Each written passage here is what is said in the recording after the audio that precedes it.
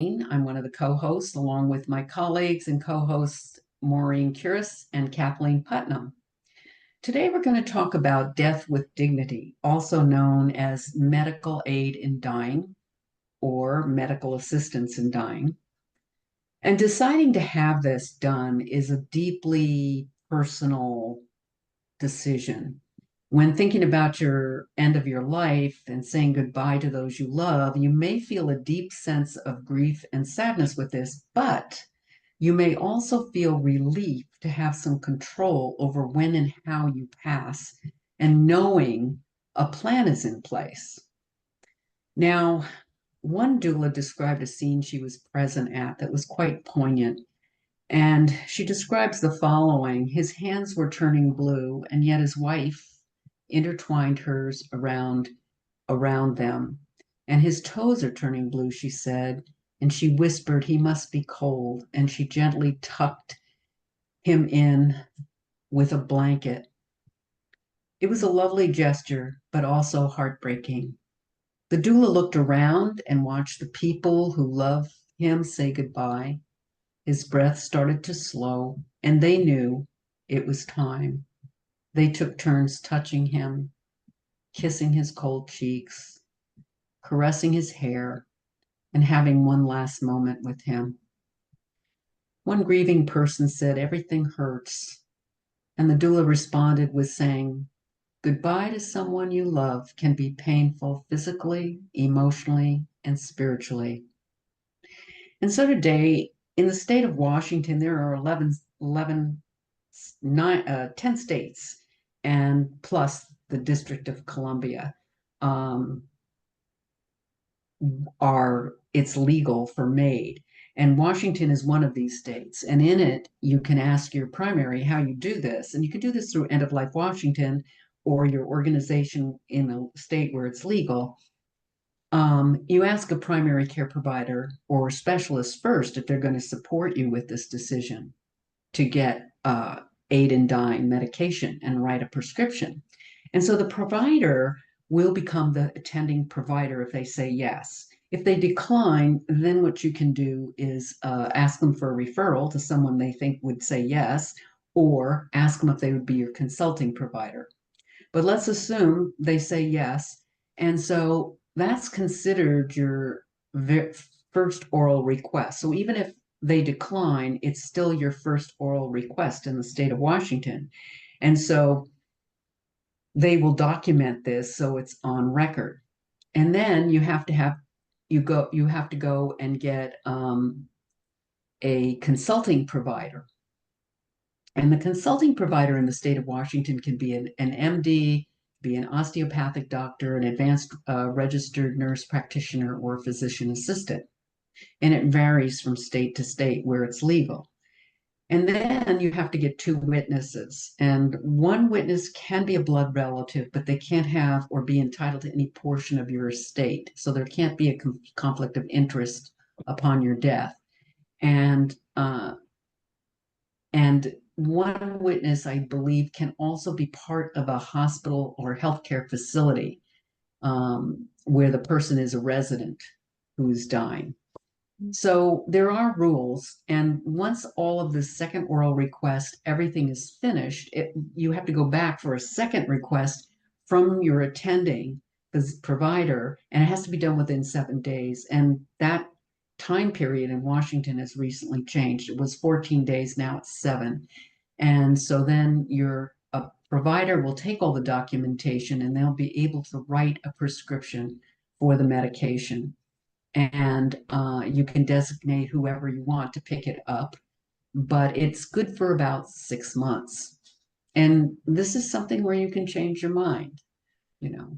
So currently there are options to hasten death. I mean, you basically can stop or not take life-sustaining therapies like dialysis, for instance, or cardiac devices that keep you alive, chemotherapy, or medications that prolong your life.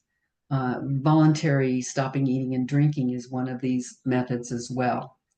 So not everybody, you have to have a terminal illness for MAID, and you have to be able to self-administer. So those are two key points, and not everybody is eligible for those. I have a client right now who is not eligible for MAID, but she's decided to do VSED.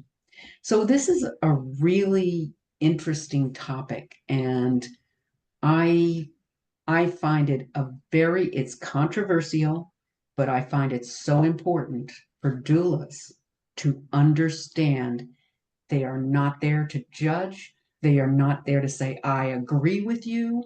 I disagree with you. Natural death is better. They're not there for any of that. What they're there for is to give the information.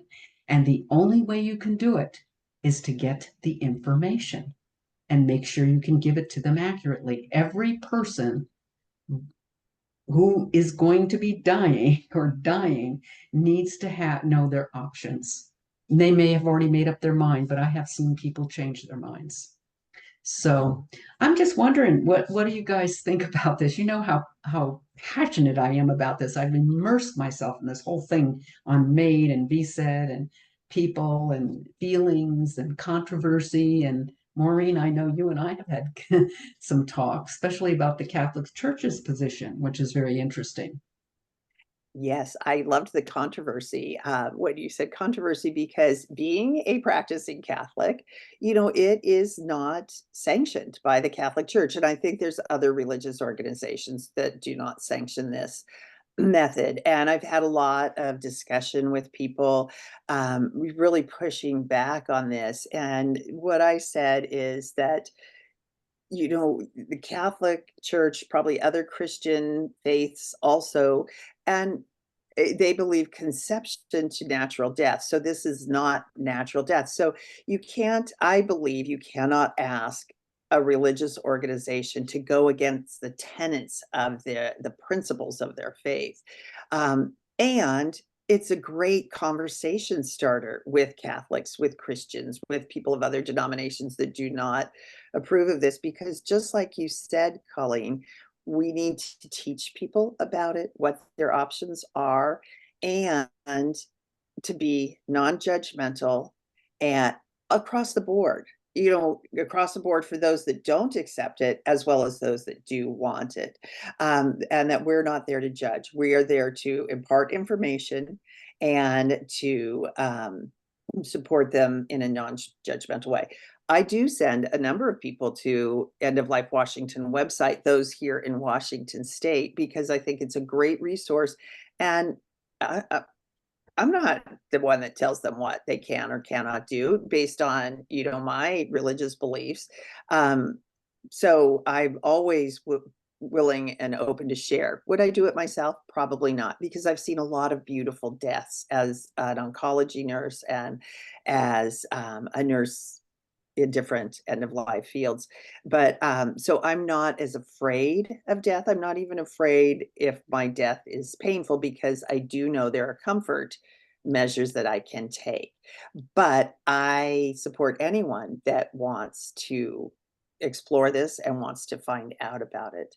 So I just wanted to say that I feel very strongly that we cannot ask any religious denomination to go against the tenets of their faith. Mhm, mhm. I remember a previous show that we did, and one of the issues that comes up around around the faith issue is if the doctor is associated with a hospital that has a faith-based program. And it's very difficult to find physicians who will sign on. And then when I also did my webinar on unfinished business, it was really interesting that this was one of the most documented things about complicated grief and shame in grief is the family that is left behind feeling like they're judged by the community and sometimes feeling like they have to hold this secret or that they have to lie about how the person died.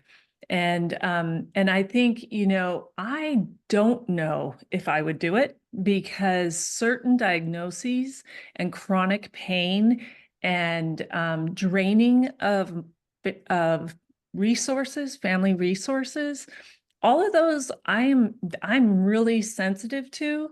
And I also think that idea that we have to be able to administer it ourselves. I think I could be one of those people that goes beyond the point of no return and not being able to consume it, but wish I had under different circumstances.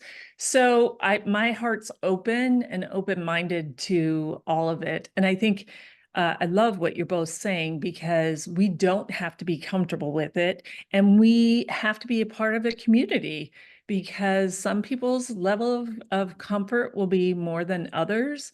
And I'm super interested in working with the people after who are carrying this burden and who feel isolated, because even if it's not sanctioned by the church, just like birth control, just like other things like that historically, walking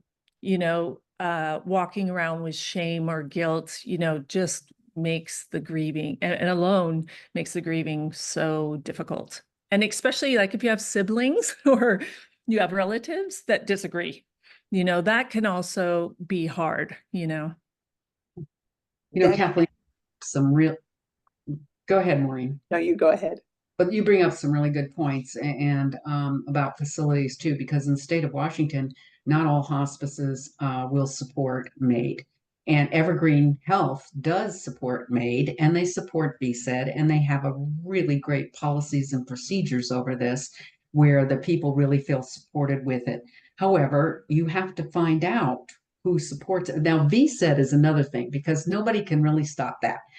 But in MAID, they can. And so there's a number of hospices you've got to look into in your state to make sure they do support you.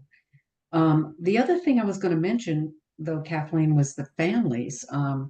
They have done studies, and I know this is an interesting area for you, is who requested medical assistance in dying and then had less traumatic grief symptoms and compared to family and friends of patients who died of natural causes. And maybe that has to do with the fact that they had more hands-on, there was more control involved. However, there's always a however. Other studies show that there was a prevalence, also a very high prevalence of PTSD with people who were present. And it's not surprising because I have read studies where this is also an issue in general with dying, that not everybody has this wonderful, beautiful, angelic death. That death is very messy and it can be very difficult. And whatever, even in a peaceful death, a person's perception of it can really change them. So I just think there was some really good stuff you brought up there. Maureen, I'm sorry. No. I mean, this is something totally different that I wanted to say. I Good. think that when people do utilize medical aid in dying or medical assistance in dying, there's a lot of conversation that goes around that. And those that are present, most likely the ones that don't suffer from PTSD, there's been a lot of family conversation, a lot of conversation with the support givers. I'm talking a friend of mine, her dad used medical aid in dying. And it was a really funny story. I mean, they just get the biggest kick out of it because he was in a community living, an assisted living facility. Well, they said, no way in heck are you doing that here. So they thought, well, we'll take him to a hotel because he was about an hour and a half, and he did not want to go up to one of their homes, which they were suggesting. So they booked a hotel, and they made the mistake of telling the hotel what they were doing. The hotel's like, absolutely not, absolutely not. So they had to book a hotel and not say what they were doing. But, there was a lot of family conversation. And I think the more we can talk about it, and the more we talk with the person that is choosing to use medical aid in dying at the end of their life, there's more peacefulness with the family because they know the reasons, they know the person, why they want to do this, they know the rationale, and they've had conversations. Unfinished business, there's time to take care of that when someone chooses this. Not that they always do, but there are those opportunities.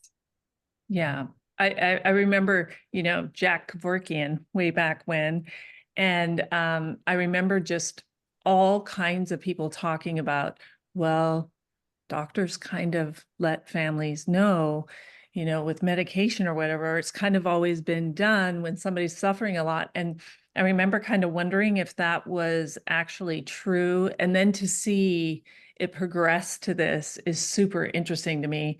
And one thing I remember learning was you can't predict how quickly the medication will work, that it could take up to 24 hours. And I think that would be much more difficult than something a lot quicker. And so I think setting those expectations, I think, is super important. And then also, it was super interesting to learn that in different countries that also support this, that there is a medication, but it's not available in the United States because we utilize medications for the death penalty. So I think it's just really, and so people travel outside the country to do this, depending on how much time you have, and people travel across the country to do this. So it's just interesting to look at the history of this. Like, our parents' generation didn't even think about this, Mhm. You know, the one thing, and I hear people slip with this term or just say it because they don't Yeah. know any better, is a physician-assisted suicide, Right. or this is suicide. And that is some of the faith-based religions call this suicide. But if you look at suicide, it has multiple complexities to it, and it varies. And generally speaking, people who die by suicide, really, if they didn't do it, they would go on living Right. generally, and they have their lifespan still. Whereas people by contrast that take, medication under a death with dignity law, they already have an end time to their life on this earth. They are terminal. Now, there is a little caveat to this too. I mean, you could have someone who has a life ending kind of disease, but it's not going to be within 6 months. And they may decide to go outside the country and do something, or they may decide an illegal method like euthanasia in the United States. It's illegal. Illegal in all states where another person gives you something purposely to die. And it's Right. not under death with dignity. So there's like all these little rules and things, but I have a hard time when somebody says, no, this is suicide, especially when it's somebody who's terminal Yeah. and they don't know what suffering is like. Right. Well, So, Oh, go ahead. go ahead, Maureen. I think it's interesting that when someone uses medical aid in dying, it is not listed as suicide on the death certificate. It is listed the disease which was killing them, what they were dying from. So they do not lose life insurance benefits because of this. Everything is related to their disease process, I where love that death you're by telling this. suicide is Yeah. definitely, like you were saying, Colleen, that they have a life expectancy. Where it gets complicated is these neurodegenerative Yeah. disorders. Absolutely. And like ALS, I know a gentleman that he would really like to use this, but he has much longer than a 6-month life expectancy, but he's losing the use of his hands and his fine motor skills. Mhm. So he's in a pickle, and he is just doesn't know what to do because he won't be able to utilize this.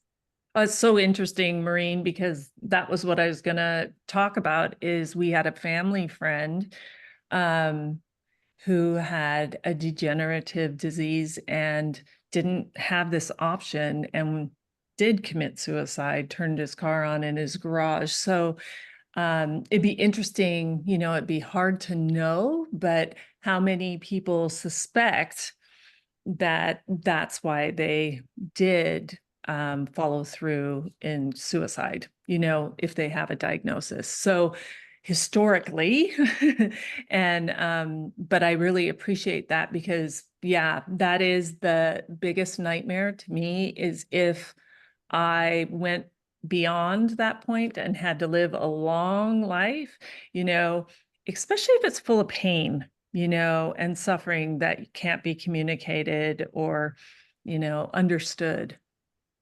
There is a huge study out on ALS, and there are maybe 26% to 30% of people that actually do fall under MAID. And then you have to get other methods of administration like NG tubes, nasogastric tubes, or ostomies, and feeding tubes. And now, this I do not know, and maybe one of you know it, but in some states it's legal, the family can do feeding tubes. They can actually help administer it. But ostomies and NG tubes are clinical procedure, and only a clinician can do it. Now, in some states, you have to have a physician present, which I think is a good thing, or a provider present who's a professional. Yeah. Which I kind of think it's appropriate because anything could happen, the complication. But I find that interesting, but it's still a very low percentage, Maureen, as you were saying, it progresses. Right. But I've heard that they have to be able, even with a gastric tube, that they have to be able to, maybe their family could hook it up, but I've heard that they have to be able to still administer it themselves. Is Yeah, that and I don't correct? know if it's true in all states, but I can tell you this, Canada, I think what I just described, Canada, they can do that and the family can administer it for a feeding tube. And why? Canada?